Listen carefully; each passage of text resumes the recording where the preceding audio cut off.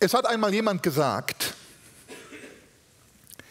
die trüben Zeiten des Lebens sind Tunnel, nicht Bahnhof.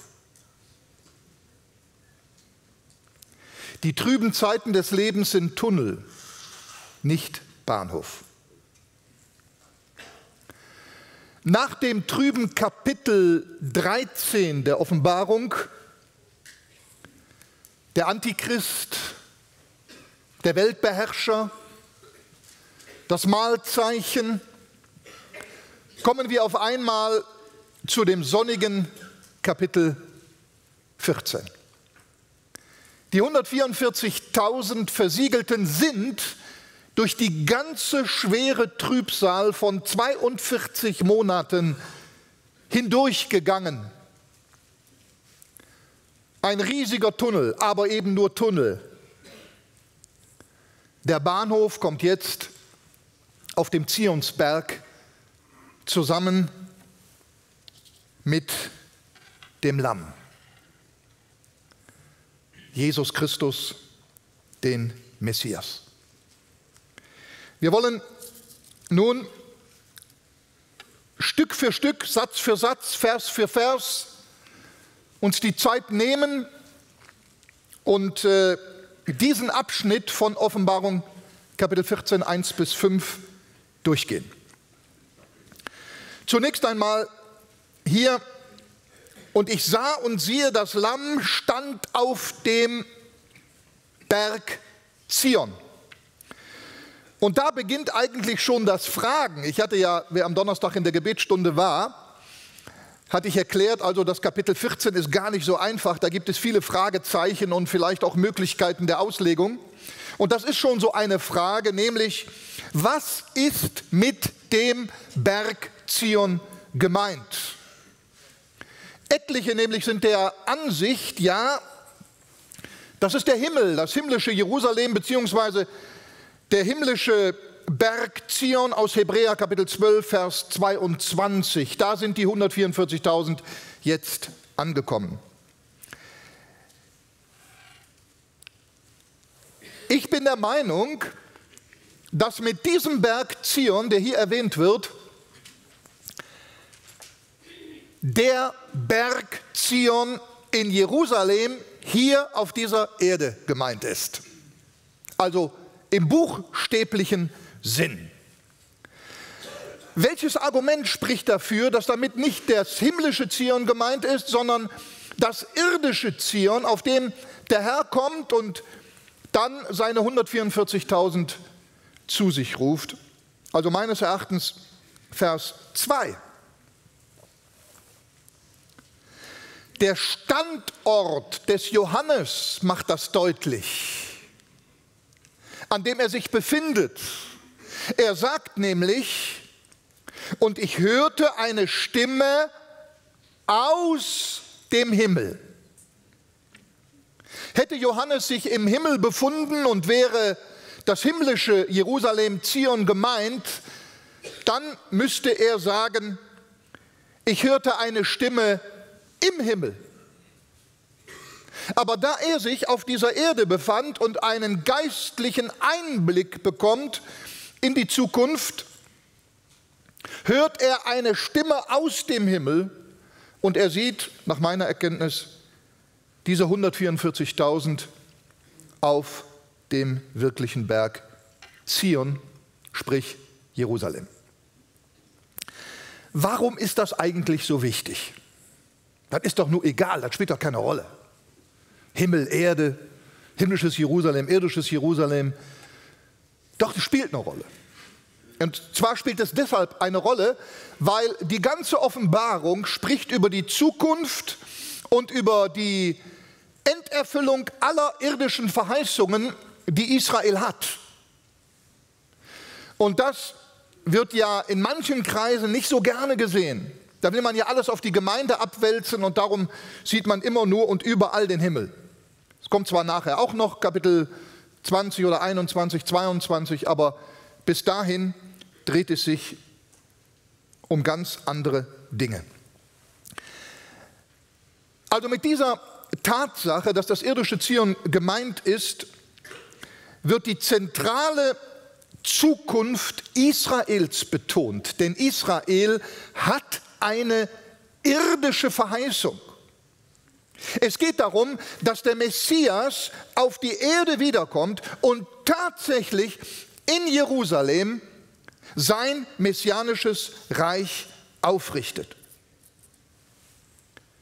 Die Zukunft für das irdische Volk Israel und den erlösten Teil des irdischen Volkes Israel findet auf dieser Erde statt.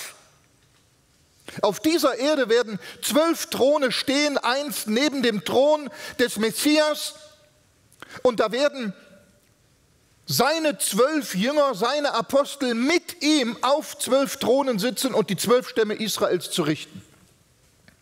Sacharja, Kapitel 14, Kapitel 12. Der Herr kommt wieder auf dieser Erde, richtet in Jerusalem seinen Herrschaftssitz aus und wird über diese Welt regieren. Also das scheint mir sehr wichtig, und das betonen wir ja auch immer wieder in unserem Missionswerk. Israel hat Verheißung, und darum geht es in der Offenbarung. Nun einen Schritt weiter. Das Lamm auf dem Berg Zion und mit ihm 144.000.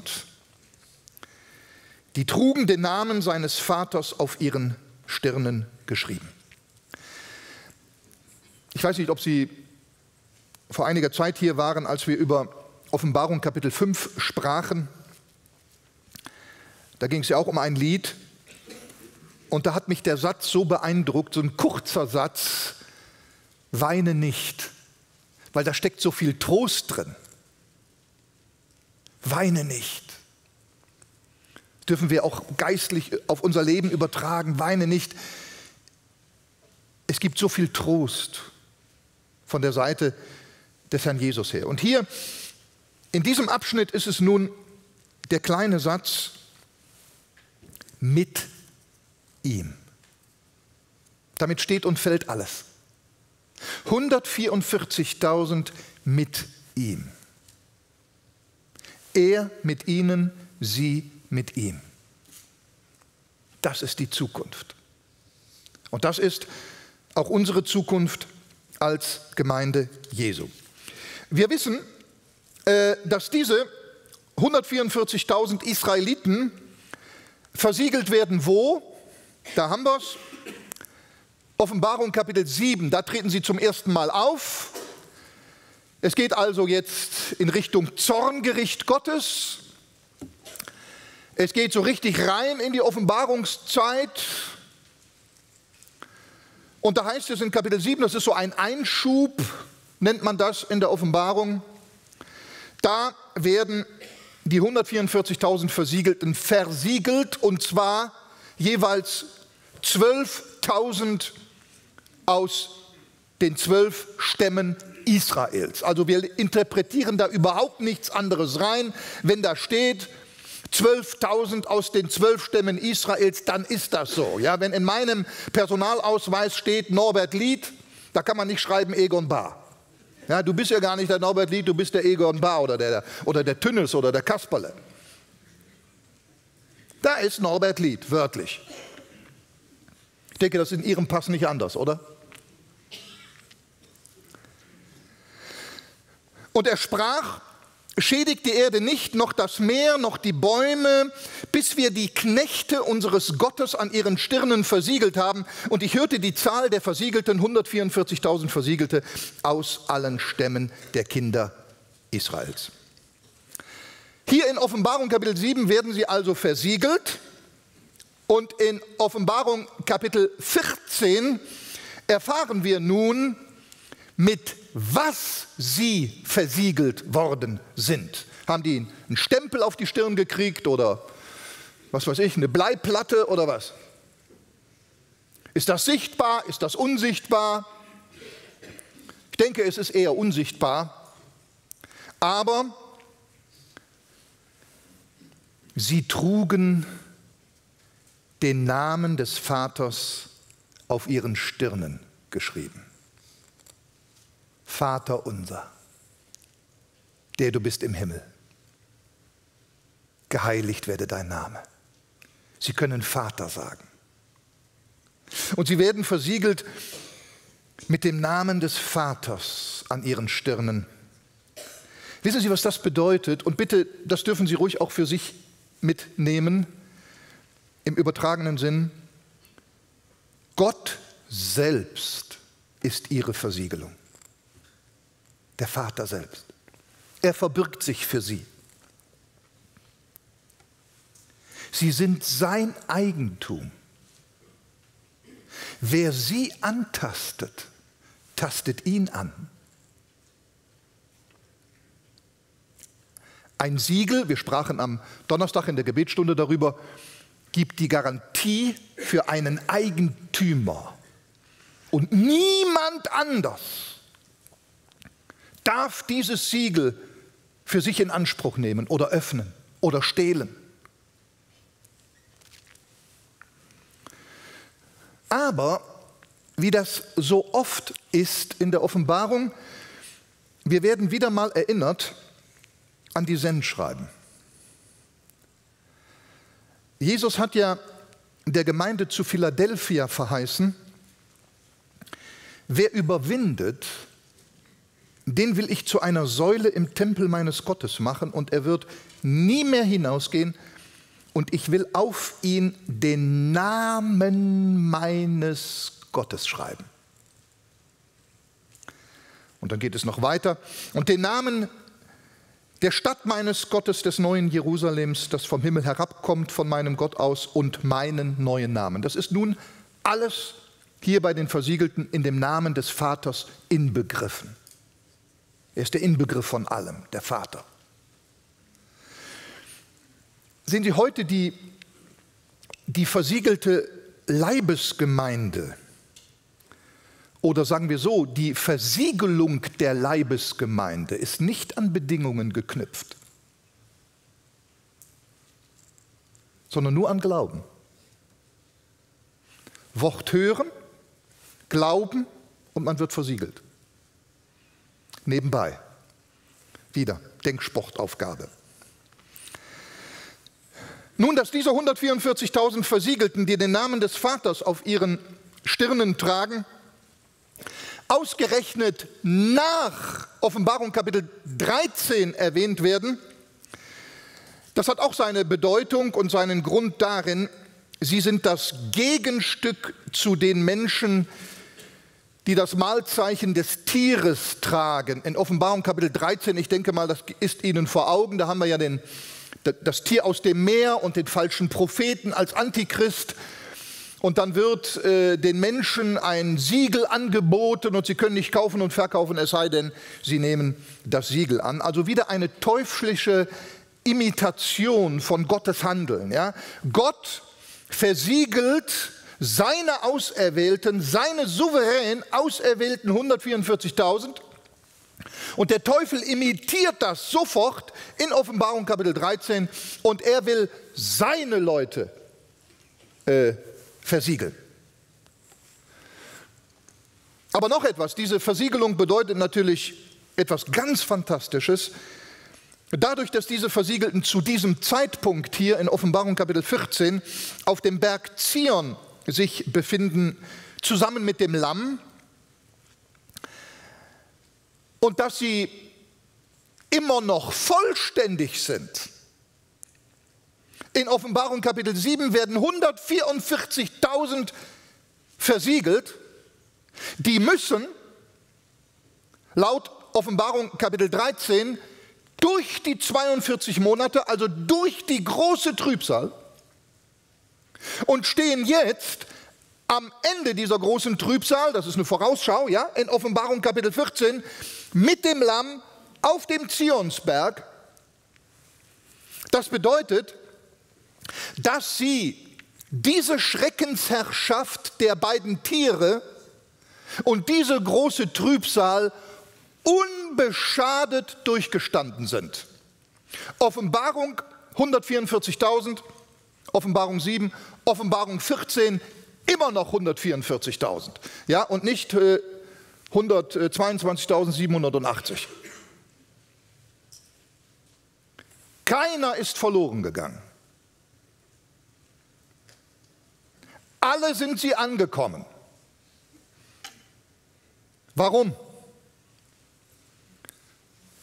Wegen dem Siegel des Vaters. Jeder von ihnen, der versiegelt ist mit dem Heiligen Geist. Die Garantie gibt uns die Bibel, nicht der Norbert Lied. Jeder von ihnen wird ankommen. Und kein geringerer oder kein größerer als Gott selber wird dafür sorgen. Wer sie antastet, der tastet ihn an. Er ist unser Vater auch in Jesus Christus. Es wird übrigens auch klar, Offenbarung 9, Vers 4. Und es wurde ihnen gesagt, da diesen teuflischen Heuschrecken, wahrscheinlich Dämonen, dass sie dem Gras der Erde keinen Schaden zufügen sollten, auch nicht irgendetwas Grünem, noch irgendeinem Baum, sondern nur den Menschen, die das Siegel Gottes nicht an ihrer Stirn haben. Das beinhaltet ja, okay, wenn nur die angetastet werden, die das Siegel Gottes nicht haben, dann sind die bewahrt, die es haben. Ja? Sie kommen unbeschadet durch. Ich sage mal so, das erinnert mich an Daniel Kapitel 3.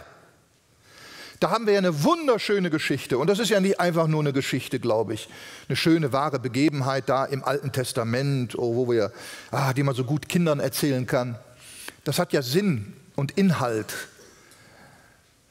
Alle Weissagung ist von Gott eingegeben, ist prophetisch. Ja? Da sehen wir die 3 Freunde Daniels im, wie bitte? Feuerofen.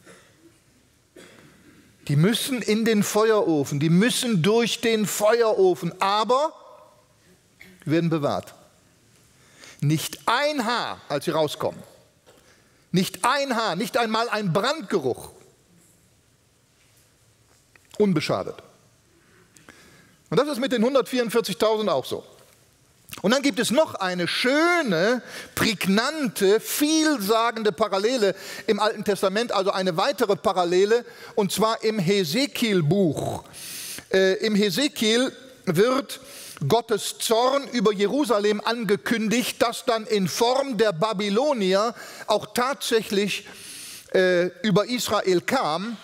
Aber Gott hat damals gesagt, Hesekiel Kapitel 9, Vers 4, und der Herr sprach zu ihm, er sprach zu einem Engel, geh mitten durch die Stadt, mitten durch Jerusalem und mache ein Zeichen auf der Stirn der Leute, die seufzen und jammern über all die Gräuel, die in ihrer Mitte verübt werden.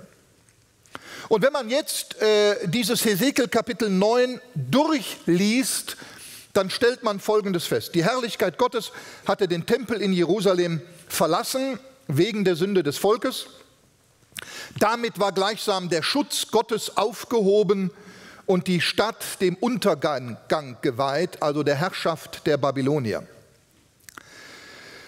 Die Gottergebenen wurden versiegelt bzw. erwählt und sie wurden bewahrt, beschützt.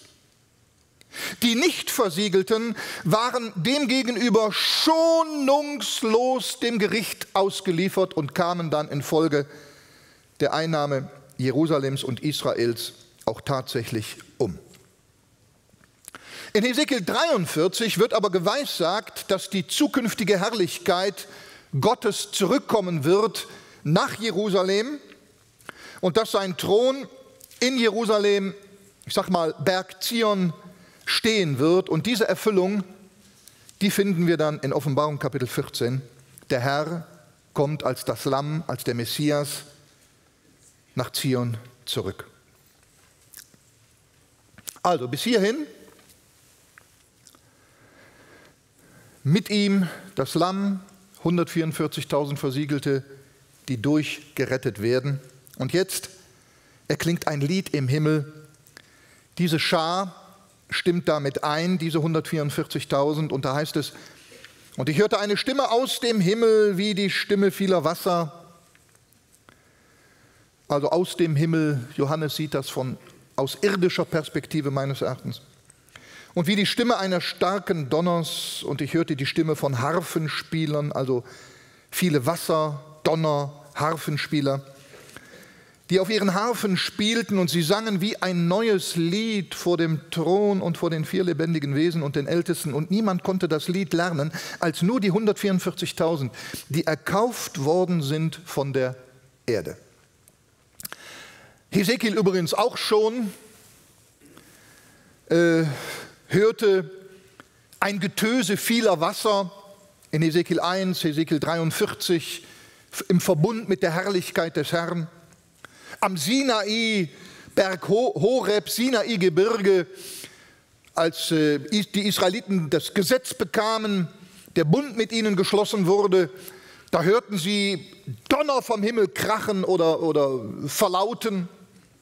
Und Harfen gehörten ja immer schon zu dem Gottesdienstbestandteil im Tempel, wo meistens Leviten die Harfen spielten. Es handelt sich übrigens bei diesem Lied hier um das einzige Lied in der Bibel, dessen Text verborgen bleibt. Wir wissen gar nicht, was die singen. Andere Lieder, da steht dann der Text auch, ja? Was sie gesungen haben. Hier nicht. Es ist ihr Lied. Da sehen wir diese besondere Wahl dieser 144.000. Das ist wichtig, dass wir das vielleicht mal im Hinterköpfchen behalten. Das sind ganz spezielle Leute in einer ganz besonderen Zeit, die Gott souverän erwählt. Allein aus Gnade. Die werden einfach versiegelt. Bumm.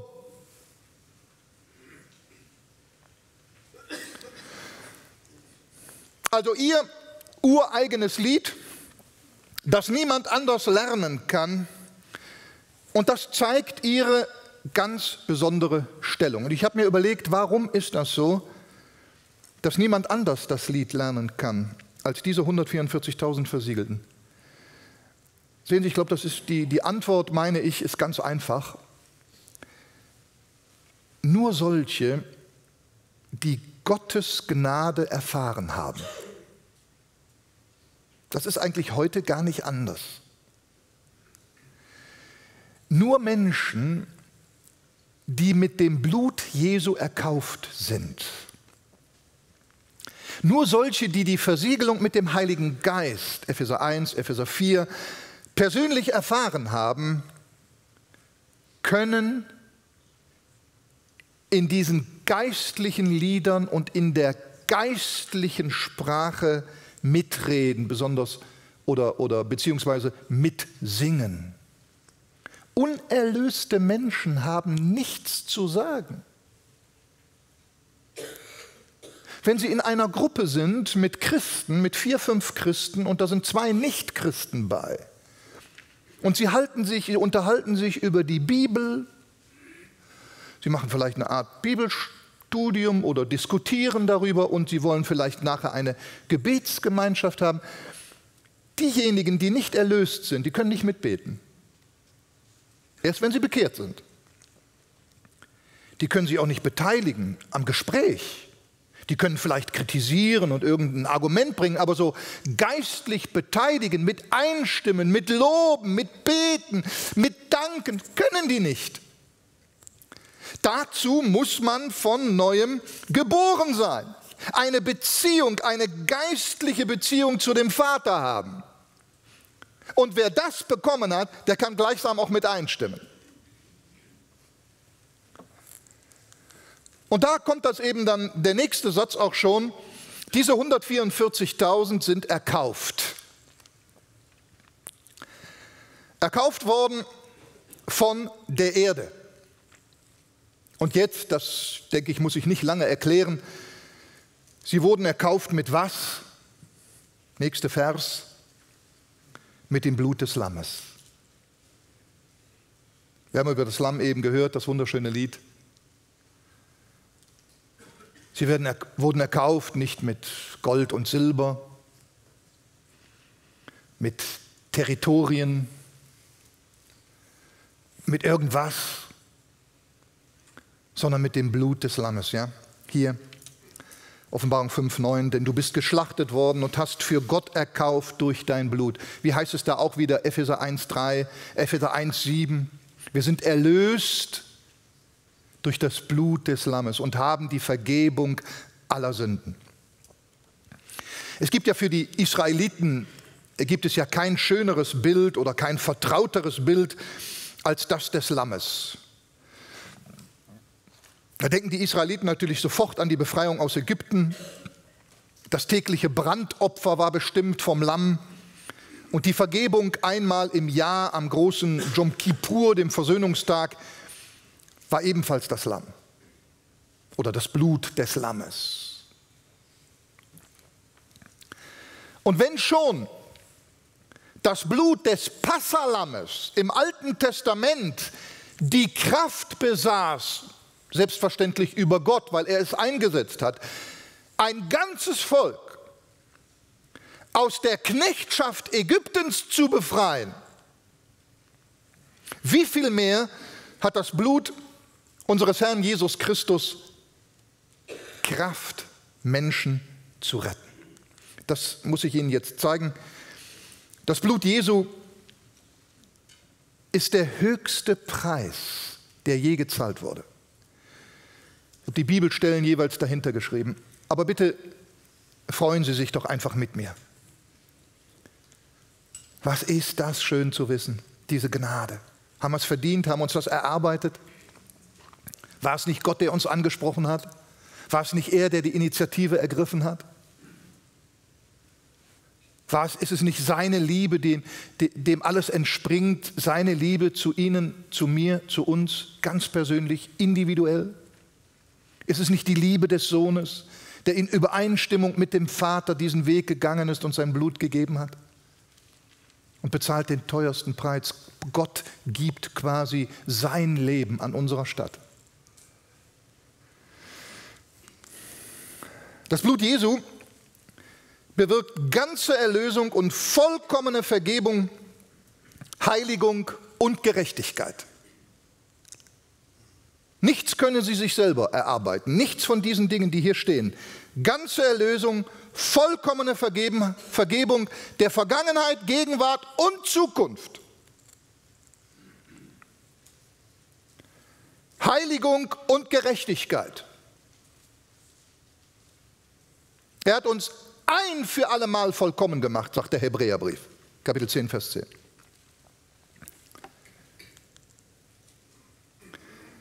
Das Blut Jesu versöhnt uns mit Gott, reinigt unser Gewissen, lässt uns Gott nahe kommen.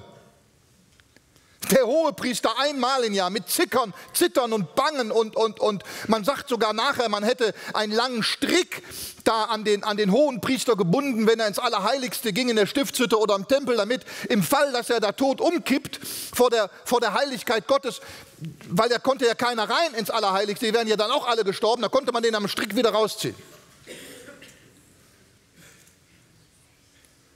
Einmal im Jahr.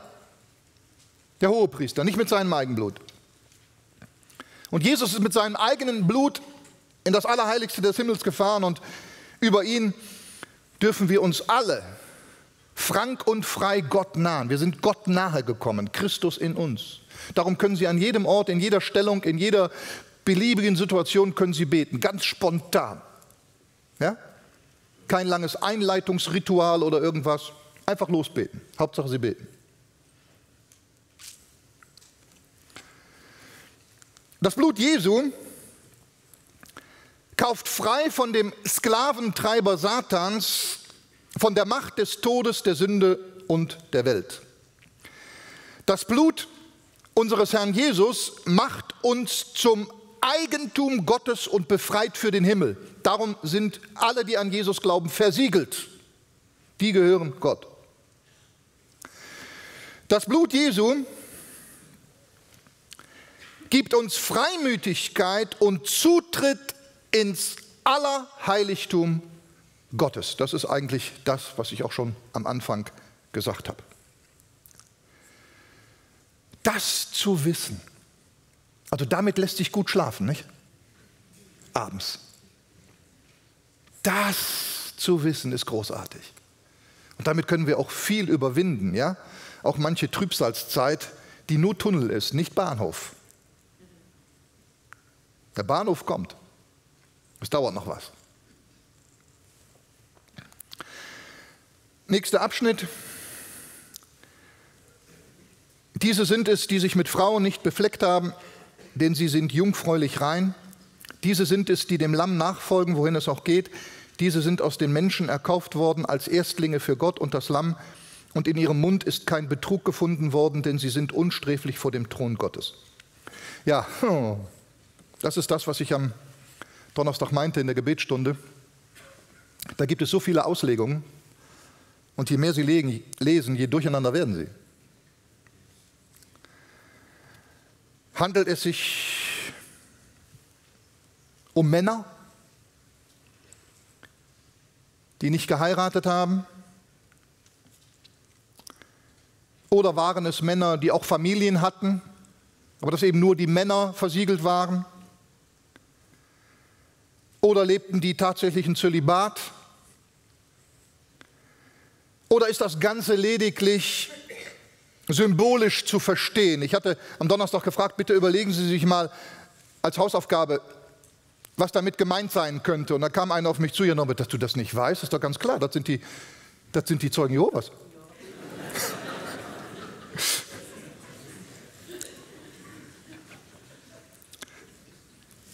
Kleine Scherzeinlage.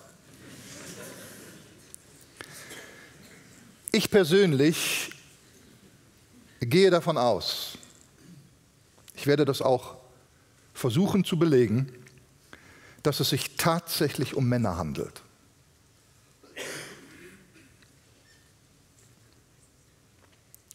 Ich nehme diese Stelle wortwörtlich, und zwar aus folgenden Gründen. Es heißt bei ihrer Versiegelung schon in Kapitel 7, Vers 3, bis wir die Knechte unseres Gottes an ihren Stirnen versiegelt haben. Es scheint sich um Knechte im buchstäblichen Sinn zu handeln. Und zwar um Knechte, die in einer ganz besonderen Weise Gott geweiht sind, und zwar in einer Art Priesterdienst, dem Lamm nachzufolgen, wohin es auch geht. Und jetzt kommt es, ist ganz wichtig, dass wir uns das merken. Damit ist nicht ein heutiges Zölibat gerechtfertigt. Wir dürfen nicht den Fehler begehen und die Ereignisse einer Heilsgeschichte, in der wieder ganz andere Regeln gelten als heute, zu übernehmen und in unsere Zeit hinein zu implantieren. Heute gelten die apostolischen Briefe als die Grundlage, vor allen Dingen Lehrgrundlage für die Gemeinde Jesu. Allen voran, natürlich alle apostolischen Briefe, aber allen voran die Briefe des Apostel Paulus. Er sagt, wir sind die Diener des neuen Bundes, wir sind die Verwalter der Geheimnisse Gottes.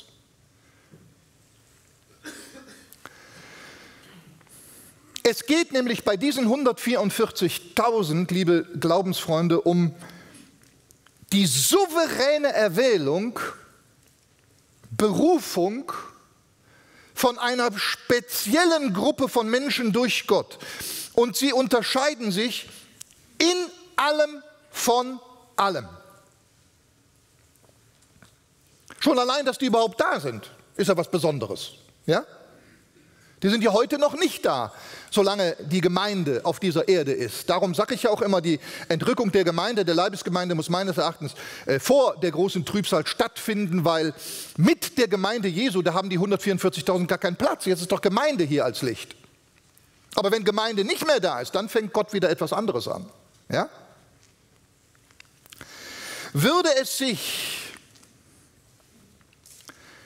wie in Vers 4 beschrieben, oder sagen wir mal so, würden wir Vers 4 so auslegen, dass damit nur allgemeine Sünden gemeint sind. Da haben wir ja gelesen, diese sind es, die sich mit Frauen nicht befleckt haben, denn sie sind jungfräulich rein.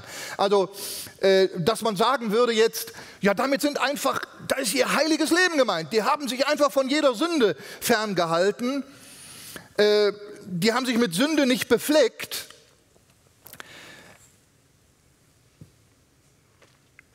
Dann müsste es eigentlich anders heißen.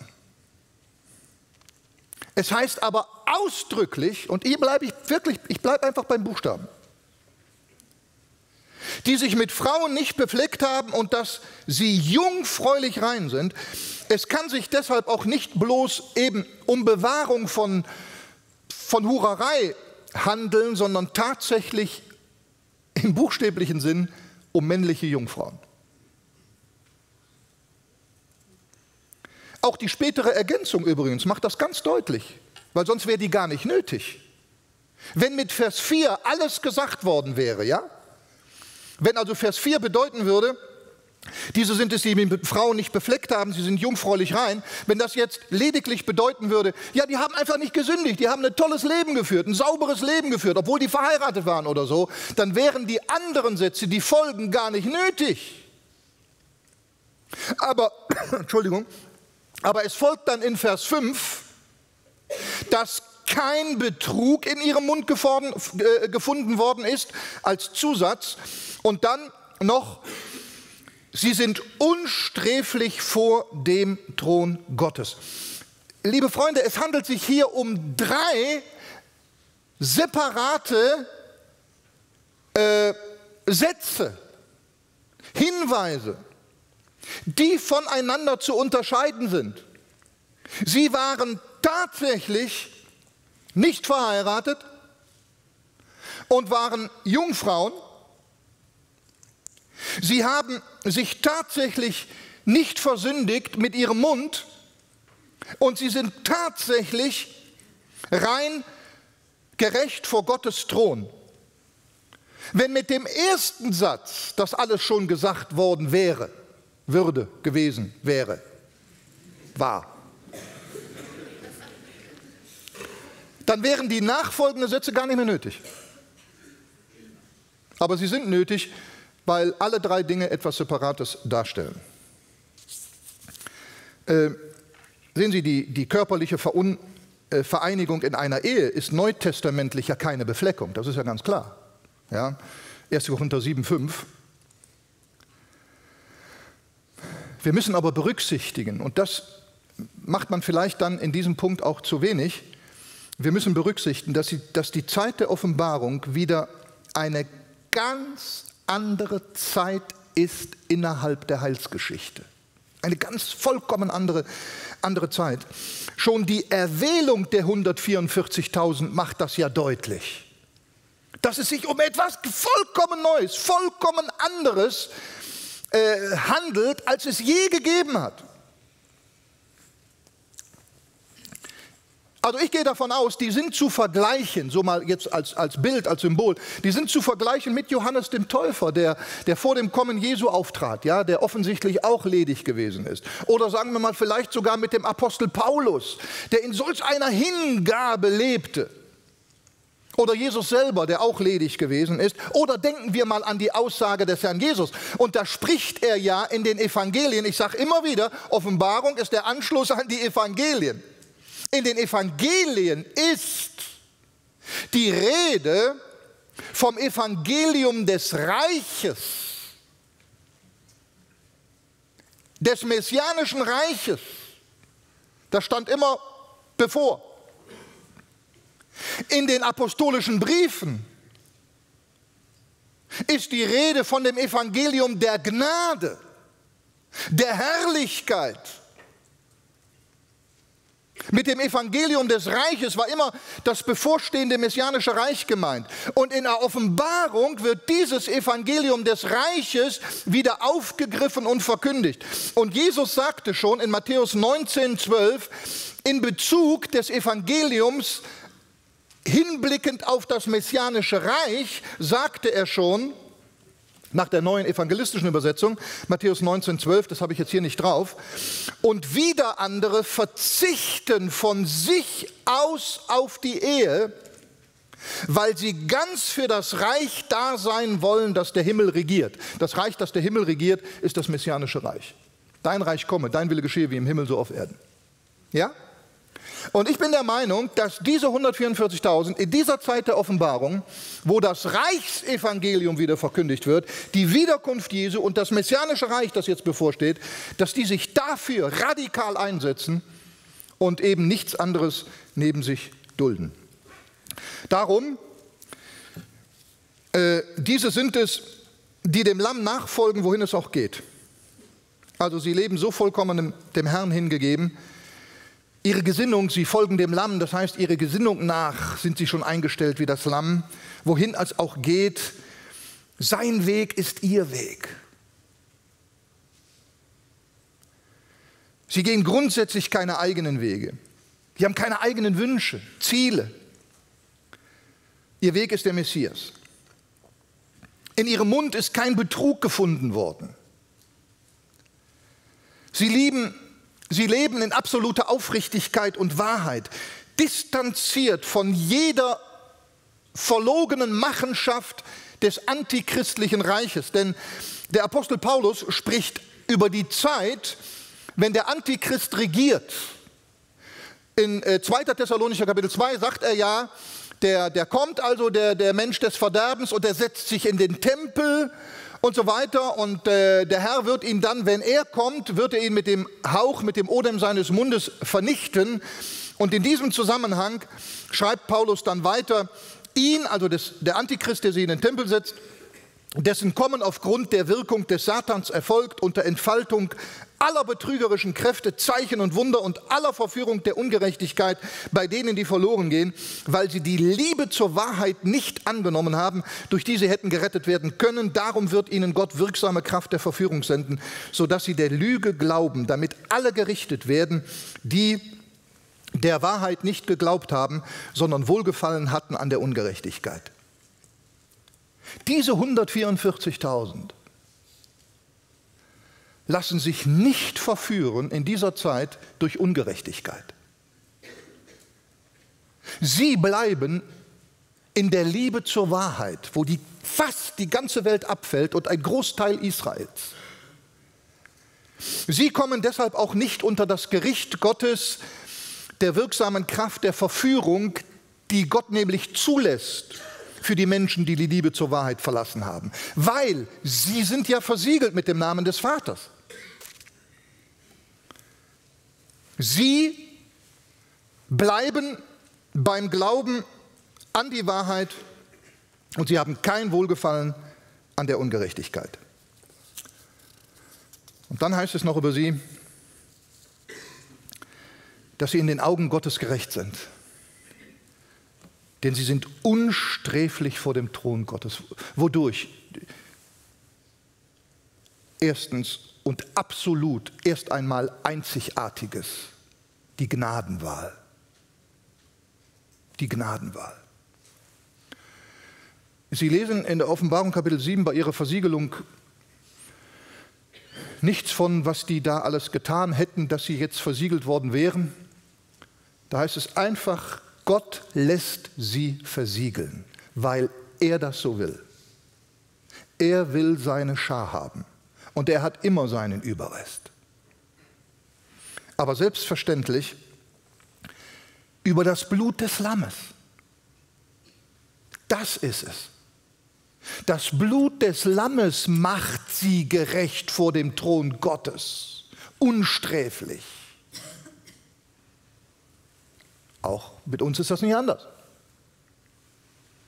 Aber selbstverständlich leben sie dann auch diese Gnade aus und führen ihre Lebensweise so, dass sie unsträflich sind. Wir sind gerettet aus Gnade. Und wir sollen jetzt in dieser Gnade leben und die Gnade nicht zum Deckmantel der Sünde benutzen. Diese sind aus den Menschen erkauft worden, das haben wir behandelt, als Erstlinge für Gott und das Lamm.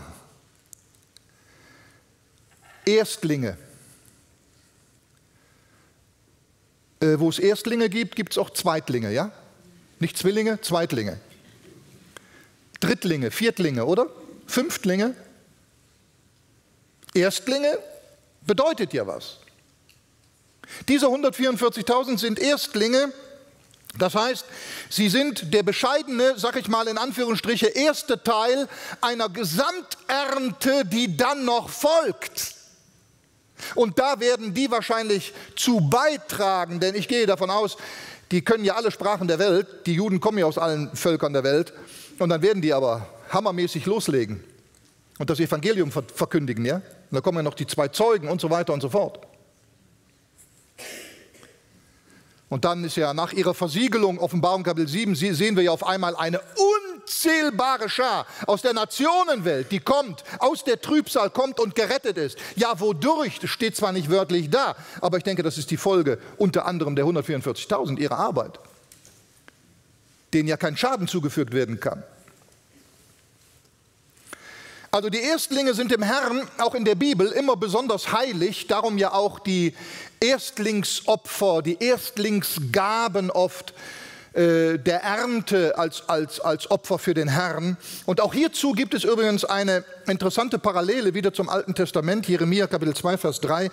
Israel war damals dem Herrn geheiligt. Die Erstlingsgabe ist immer besonders geheiligt und darum auch als Erstlingsopfer vor Gott gegeben. Der Erstling seines Ertrags. Und das, ihr Lieben, wiederholt sich jetzt in der Zeit der Offenbarung. Da knüpft Gott wieder an. Er lässt seine Verheißungen nicht fallen. Also, das gehen wir jetzt mal ganz kurz durch, ein bisschen schneller. Diese Erstlinge kommen aus den Stämmen Israels. Die Bibelstellen habe ich da angegeben. Dann, es werden aber nach ihnen noch viele andere gerettet aus, so heißt es in der Offenbarung verschiedentlich, Stämmen, Völkern, Sprachen, Nationen, nach ihnen. Dann sehen wir die Märtyrer unter dem Altar. Wir sehen eine große Schar aus der Drangsal kommen. Wir sehen die Frau aus Israel, die in der Wüste einen bereiteten Ort bekommt und bewahrt wird und gerettet werden wird. Die kommen hauptsächlich aus dem jüdischen Land. Dann geht es aber weiter. Nach ihnen gibt es eine unzählige Schar von Juden, von ihrem Samen, Offenbarung Kapitel 12 am Schluss, Vers 17 glaube ich, die habe ich ja sogar hingeschrieben, ne? Ja, die da, ja, Vers 17, genau, die aus der Zerstreuung kommen, aus der weltweiten. Und darum kämpft der Satan, weil er die Frau nicht angreifen kann, kämpft er gegen die übrigen ihres Samens, die in der ganzen Welt zerstreut sind. Da werden alle Juden angegriffen. Die ersten Tendenzen haben wir ja heute schon. Ja?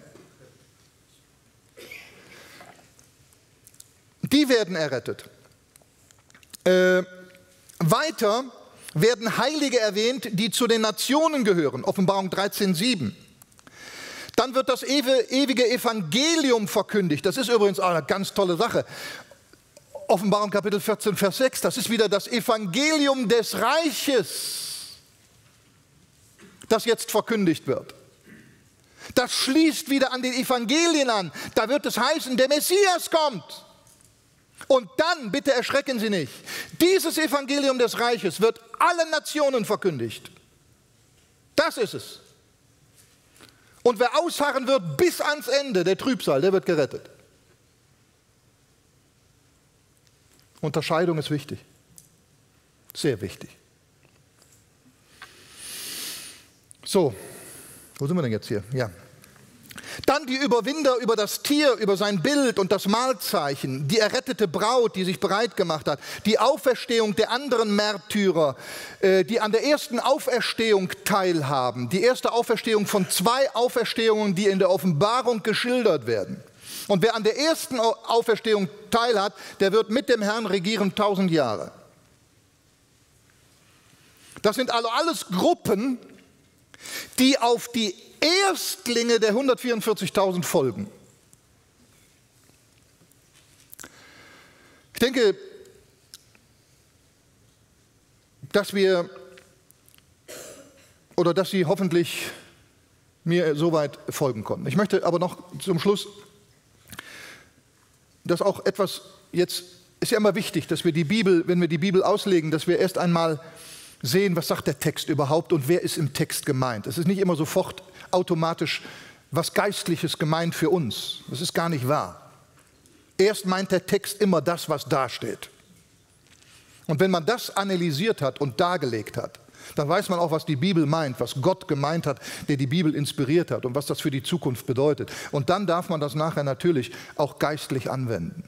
Und das tun wir jetzt noch. Wir lernen erstens, dass Israel eine zentrale Bedeutung hat für die Zukunft. Da schreibt übrigens Fruchtenbaum in diesem Buch, das Jonathan hier anbefohlen hat, über den Galaterbrief sehr gut. Da gibt es ja in Kapitel 6, Vers 16, glaube ich. Und das alle über die glauben und über das Israel Gottes. Und da meinen ja auch viele, ja, da ist die Gemeinde gemeint. Und der Fruchtenbaum legt das ganz toll dar. Wirklich ganz fantastisch. Israel hat als physisches Volk eine Zukunft. Darum stehen wir als Mitternachtsruf zu diesem Volk. Und das hat auch Paulus verkündigt. Der war ja der Apostel der Nationen. Aber wenn wir mal lesen, Römer 9, Vers 12, Römer 9 bis 11, was der über Israel zu sagen hatte, das gehört zu seiner Verkündigung, zu seinem Programm. Ich finde immer schade, wenn Israel vernachlässigt wird. Auch wir haben das Passalam. So wie das Lamm oder wie die 144.000 mit ihm, mit dem Lamm auf dem Zionsberg stehen, so wird auch die Gemeinde zukünftig mit ihm in seiner ewigen Herrlichkeit offenbar werden. Und alles, was wir jetzt überleben oder was wir jetzt durchleben, sind Tunnel, nicht Bahnhof. Den werden wir einst erreichen. Hier, Kolosser 3,4. Wenn der Christus unser Leben offenbar werden wird, dann werdet auch ihr mit ihm offenbar werden in Herrlichkeit.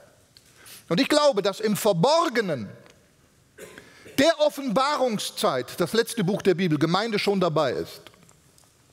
Denn die wird ja mit Christus die Welt richten, den Kosmos richten. Und da sehen wir schon die Verherrlichung in der Offenbarung des Lammes, des Herrn. Und da wird Gemeinde da schon mit integriert sein. Auch wir sind nach Epheser 1 und Kapitel 4 versiegelt mit dem Heiligen Geist Gottes. Wir haben das Unterpfand des Geistes. Wir haben die Garantie, ich sage mal so bildlich gesprochen mit den 144.000, sie haben den Namen Gottes des Vaters, des Lammes Jesus Christus auf ihrer Stirn, in ihrem Herzen, für die unsichtbare Welt sichtbar eingebrannt. Sie sind ein Eigentum des Vaters. Wer sie antastet, tastet Gott an. Der will Gott etwas klauen. Glauben Sie, dass er das zulässt? Dass man Gott beklaut? Niemand wird sie mir aus meiner Hand reißen. Heilsgewissheit, herrlich. Wer nicht an die Heilsgewissheit glaubt, glaubt an Werke. Und wer an Werke glaubt, kann nie im Endeffekt Heilsgewissheit haben. Es ist die Gnade.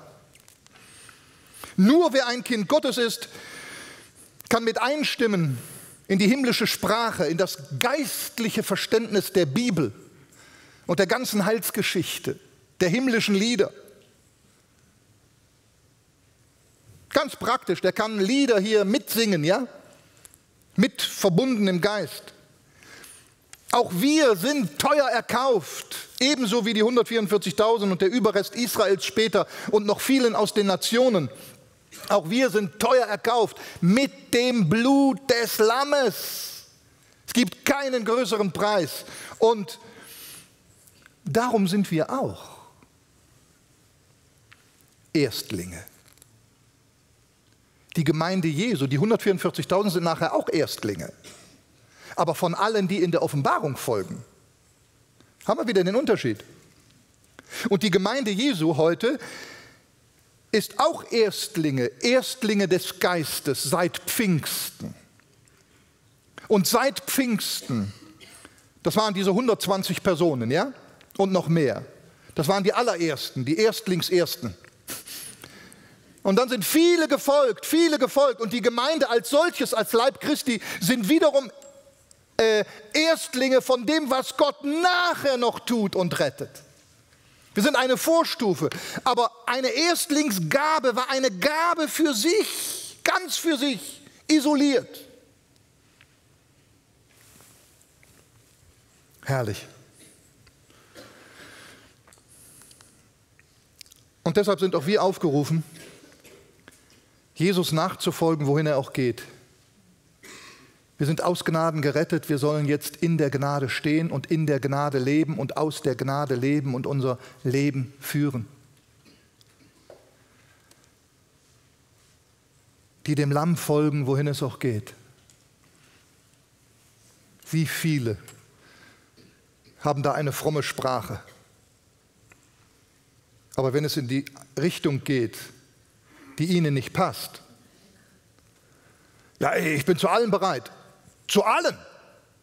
Aber dazu nicht. Die folgen dem Lamm, wohin es auch geht. Sind sie dazu bereit? Wenn der Herr ihnen sagt, deine Aufgabe ist nicht auf Missionsfeld, drehen wir den Spieß mal um. Deine Aufgabe ist in deiner lokalen Gemeinde. Sind Sie denn bereit? Umgekehrt natürlich auch. Oder wenn der Geist uns beruft und sagt, deine Aufgabe ist hier der lokalen Gemeinde draußen zu helfen oder im Seniorenzentrum. Das sind Menschen, die brauchen Jesus. Du hast eine Ausbildung. Sind wir dann bereit, wohin das Lamm auch führt? Ich hätte mal Freude, über Berufung zu sprechen in der Gemeinde. Da mache ich mir in der letzten Zeit viele Gedanken drüber, auch für mich persönlich, was Berufung im Neuen Testament bedeutet. Können wir mal machen, oder? Können wir mal machen. Vielleicht noch hilfreich. Ja, vielleicht übernächste Mal. Vielleicht aber nur, ich verspreche es nicht. Ja, ja, auf jeden Fall wäre das mal ein Punkt, ne? Berufen zum Wäschewaschen, so nennen wir das Thema. So, das habe ich jetzt schon. So.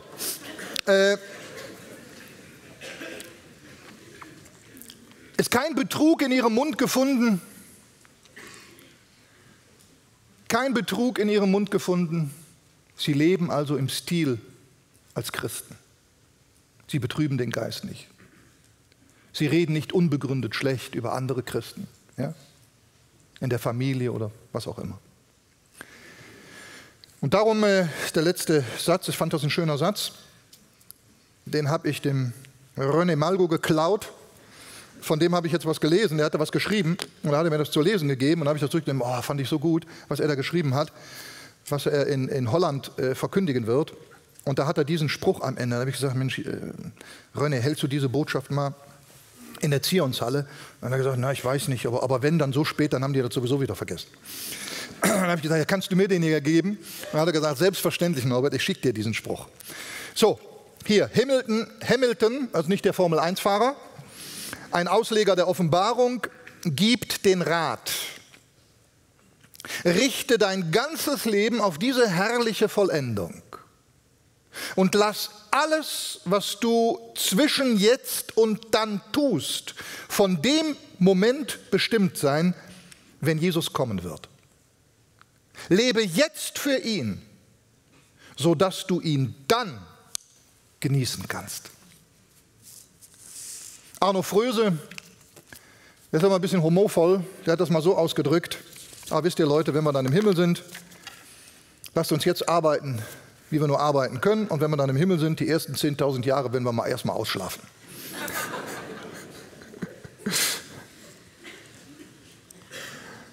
Ich wünsche Ihnen eine gesegnete Woche. Amen. Wir wollen noch beten. Ja, himmlischer Vater, danke für das wunderbare Wort der Bibel.